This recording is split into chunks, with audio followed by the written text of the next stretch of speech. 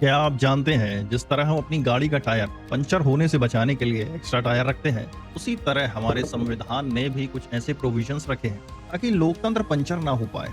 पर अगर सरकार ही इन प्रोविजंस को पंचर करने में लग जाए तो क्या होगा गुरु? मेरा नाम है एडवोकेट राहुल लखेरा और आज हम भारत में लोकतंत्र की मौजूदा स्थिति पर बात करेंगे।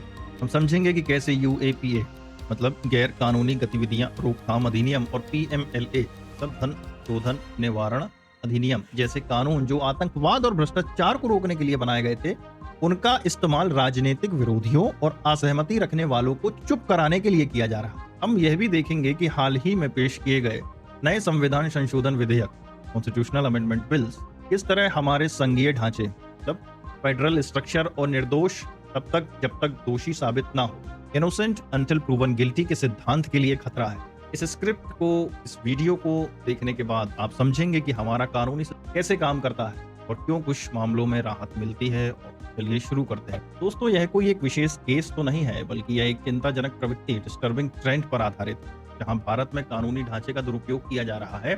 सरकारें यूएपीए और पीएमएलए जैसे सख्त कानूनों का इस्तेमाल अपने राजनीतिक विरोधियों, पत्रकारों, शिक्षाविदों और असहमति जताने वालों को निशाना बनाने के लिए कर रही। उमर खालिद और शर्जील इमाम जैसे छात्र कई सालों से बिना ट्रायल के जेल में बंद हैं।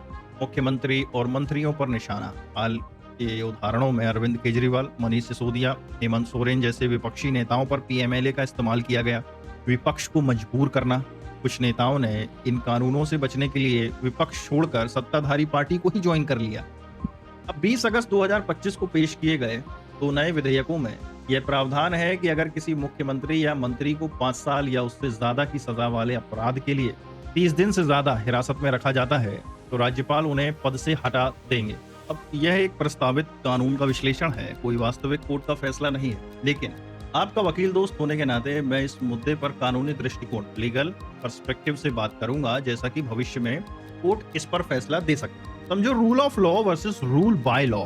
अब रूल ऑफ लॉ मतलब कानून का राज। इसका मतलब है कि कानून सबसे ऊपर है, सर्वोपरि है और हर कोई, चाहे वह आम आदमी हो या सरकार, कानून के दायरे में आता है। कानून सबके लिए समान होता है और किसी को भी मनमाने तरीके से दंडित नहीं किया जा सकता।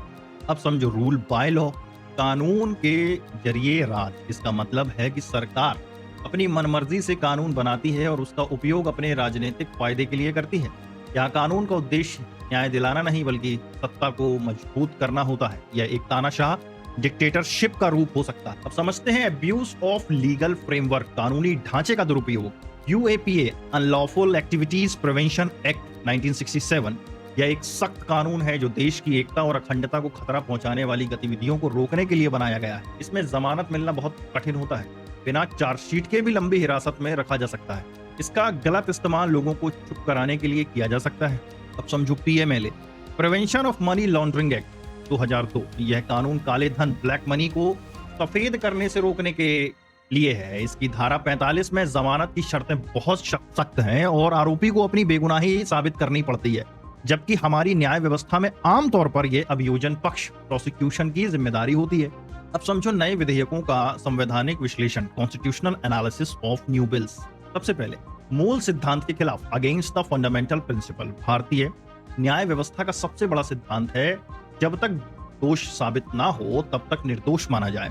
ये नए विधेयक इस सिद्धांत के खिलाफ है क्योंकि ये सिर्फ आरोप के आधार पर ही किसी मंत्री को पद से हटाने की बात करता है। दूसरी बात समझो संघीय ढांचे पर हमला, attack on federal structure. Bharat एक संघीय राष्ट्र है जहां केंद्र और राज्य सरकारों के बीच शक्तियों का बंटवारा होता है। ये विधेयक राज्यपालों को, जो केंद्र सरकार द्वारा नियुक्त होते हैं, राज्य के मुख्यमंत्री या मंत्री को हटाने का अधिकार देकर राज्यों की स्वायत्तता मतलब ऑटोनॉमी को कमजोर करता है। सुप्रीम कोर्ट ने कई बार संघीय ढांचे को संविधान की मूल संरचना मतलब बेसिक स्ट्रक्चर का हिस्सा बताया है। हालांकि यह कोई जजमेंट नहीं है, लेकिन कोर्ट भविष्य में इन कानूनों और विधेयकों को रद्द कर सकती है और उसके तर्क कुछ इस प्रकार हो सकते हैं। देखो, सुप्रीम कोर्ट ने केशवानंद भारती वर्सेस केरल राज्य 1973 के ऐतिहासिक फैसले में संविधान की मूल संरचना का सिद्धांत दिया था। इसके तहत संसद संविधान में कोई भी ऐसा संशोधन नहीं कर सकती जो संविधान की मूल भावना को नष्ट कर दे। दूसरी बात समझो न्यायिक समीक्षा, जुडिशियल रिव्यू। कानून का राज मतलब रूल ऑफ लॉ और संघीय ढांचा, फेडरलिज्म, संविधान की मूल संरचना के महत्वपूर्ण हिस्से हैं। अब ये नए विधेयक कानून के राज और संघीय ढांचे को सीधी चुनौती देते हैं। इसलिए इनके रद्द होने की पूरी संभावना है।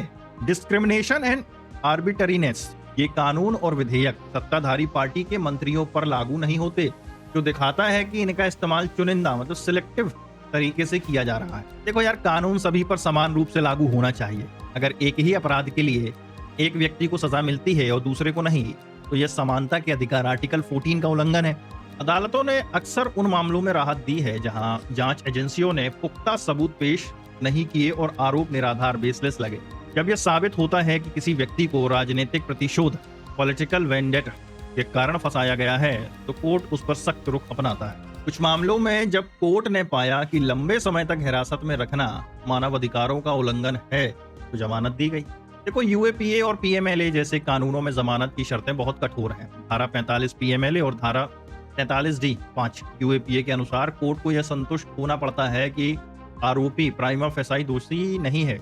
जांच एजेंसियां अक्सर ऐसे मामलों में यह तर्क देती है कि आरोपी प्रभावशाली है और सबूतों के साथ छेड़छाड़ कर सकता है, जिससे जमानत मिलना मुश्किल हो जाता है। इसके अलावा जब निचली अदालतें जमानत नहीं देती, तो ऊपरी अदालतों में अपील करने में लंबा समय लग जाता है और व्यक्ति बिना सुनवाई के लंबे समय तक जेल में पड़ा रहता है। तो दोस्तों, आज हमने देखा कि कानून जो हमारी आजादी और न्याय की नींव है, कैसे राजनीतिक हथियार बन सकता है। कानून का राज ही एक स्वस्थ लोकतंत्र की पहचान है। जब यह कानून के जरिए राज में बदलता है, तो यह लोकतंत्र को धीरे धीरे खत्म कर देता है। हमें हमेशा याद रखना चाहिए कि हमारा संविधान हमें सुरक्षा देता है, लेकिन इसकी सुरक्षा की जिम्मेदारी भी तो हमारी है। अगर आपको यह जानकारी अच्छी लगी हो तो वीडियो को लाइक करें, हमारे चैनल को सब्सक्राइब करें और आपके पास अगर कोई सवाल है तो कमेंट में जरूर पूछें।